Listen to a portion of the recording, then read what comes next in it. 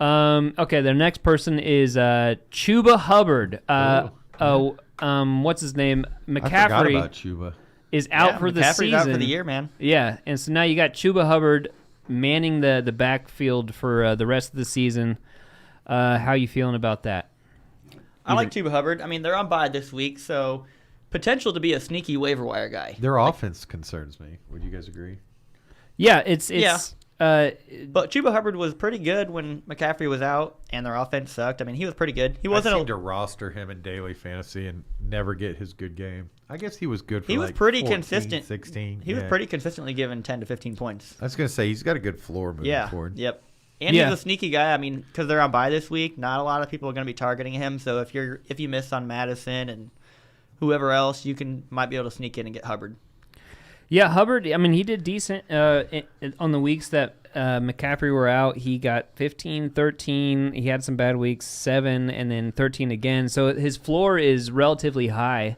And if you own him, you know that you're going to get him as a starter for the rest of the season. Yeah, you know McCaffrey's not coming back. So that might be something that you have to think about whenever you're deciding on picking up Madison versus Hubbard.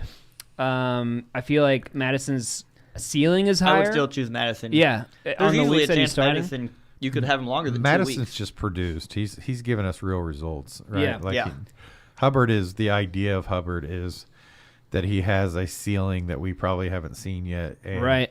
You know. But it's like you said, that offense is not going to produce nearly the numbers that Minnesota's offense will produce. It's almost sad. I mean, started off so well for Carolina, 3-0. So yeah, true. Just talk about weird things. Carolina started out 3-0. The Colts started out 0-3. Yeah, that's pretty crazy. It's pretty crazy. I mean, which one would you take right now? I'd probably take the Colts. By 14? Yeah. 100 times out of 100. Maybe by 17 if you were.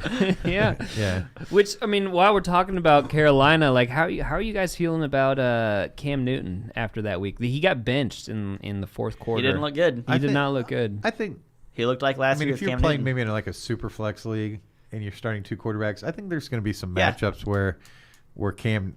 I think we obviously saw Cam's floor game this week. Yeah. The question was, he scored like 30 fantasy points the week before. So that was what I was about to say was the question was the week before his ceiling game. You know. Yeah. Where's he going to fall usually? Because I think first of all, Miami was a really tough defense. Miami's been a good defense, right? And they started off bad, but this year I think they're getting. Yeah, they've been. They're gaining steam. Yep. I don't know. I wouldn't roster Cam in much right now. Would you? If you start 2 quarterbacks, I would hold on to him. Yeah, I mean, because we do know he's like Jalen Hurts. Good. He can look like trash and have 15 points, and you don't even realize. I mean, he's still just getting into that new offense. But Jalen Hurts is finally finding a floor. By the way. Yeah, he sucked last week. Yeah, he sucked. He was very bad. Everybody thought he didn't have, like 15 was this floor. That freaking Gardner Minshew is getting ready to be the starter this week. Well, that's if Hurts is unhealthy, but yeah, but I mean, still, I mean, it's so crazy how the NFL. I mean, Hurts 2 weeks ago looked amazing, and last week looked terrible. Yeah. I mean, it's just. I mean, he's never really been able to pass the ball. It's always been clear that Hurts doesn't have the best arm. 2 weeks ago he looked great. I mean, he was hitting like. Yeah, he hit. He has occasional games where he throws great passes. Yeah. I saw him playing his first game in college against Houston, and he hit CeeDee Lamb on a nice ball, but the guy was wide open. And it was also CeeDee Lamb. Right. Yeah. God, those days are over. Those days are over. But I don't know. I feel like maybe this past week, talking about Cam Newton, I feel like it's more likely to be fluky that this is going to be his standard. I mean, he's got a lot to play for. This is what I think. Christian McCaffrey being out is going to hurt Cam Newton because now their offense sucks a lot more. Yeah, and he doesn't have as many players. Did McCaffrey go out that game? I wasn't able to watch it. Like, were you watching it? McCaffrey got hurt in the first half, came back at some point in the second half, and then left again. I don't know how much time he actually played, but I know he was in and out. How does that make you feel about McCaffrey, like, long term? Like, it feels like we're constantly dealing with McCaffrey injury, like, every season. I mean, not very good. I mean, you just got to go with the data, right? And the data shows he's great for about a 4-game stretch right now. And right. Yeah. I think if you're talking dynasty at this point, he's a top 10 guy. Still?